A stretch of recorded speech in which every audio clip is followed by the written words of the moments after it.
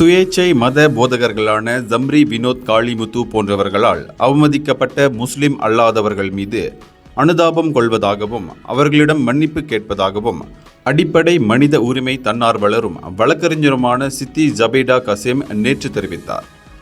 Zambry Vinod போன்ற மனிதர்களால் அவமதிக்கப்பட்டிருக்கும் முஸ்லிம் அல்லாத நண்பர்கள் அனைவரிடமும் நான் மன்னிப்பு கேட்டுக்கொள்கிறேன் என்று அவர் நேற்று தலைநகர் கோலாலம்பூரில் நடைபெற்ற நிருபர்கள் கூட்டத்தில் தெரிவித்தார்.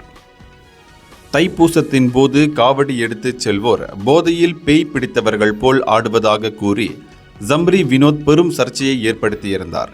அவருக்கு எதிராக போலீசிலும் பல்வேறு தரப்பினர் புகார் செய்திருந்தனர். ஏரா FM வானொலியின் 3 தொகுப்பாளர்கள் இந்து சமயத்தின் வேல்வேல் நடனத்தை நையாண்டி செய்ததாக புகார் எழுந்ததை அடுத்து ஜம்ரி வினோத் இந்த சர்ச்சைக்குரிய கருத்தை வெளியிட்டிருந்தார்.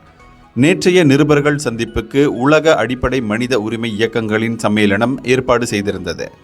மலாய் இஸ்லாமியர்கள் அனைவரும் ஜம்ரி போன்ற மனப்போக்கை கொண்டவர்கள் அல்ல என்றும் அவர் சொன்னார்.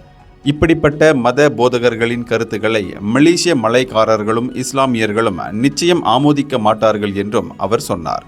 இதற்கிடையே உரிமை கட்சியின் துணைத் தலைவர் டேவிட் மார்ஷலும் வழக்கறிஞர் சித்தி காசிம் கூறியதை ஆமோதித்தார். ஜம்ரியின் செயலை 90 விழுக்காடு இஸ்லாமியர்கள் ஏற்றுக்கொள்ளவில்லை என்று மலேசிய தமிழர் குரல் அறக்கட்டளை தலைவருமான அவர் சொன்னார். இந்து சமயத்தை சேர்ந்த 9 நாடாளுமன்ற உறுப்பினர்களும் இந்த விஷயத்தை அரசாங்கத்தின் பார்வைக்கு கொண்டு செல்ல வேண்டும் என்றும் அவர் சொன்னார். எனது தாயாரை ஒருவர் அவமதித்தால் நான் நிச்சயம் அவருடைய வீட்டிற்கு செல்ல மாட்டேன். வீட்டை விட்டு நிரந்தரமாக வெளியேறிவிடுவேன்.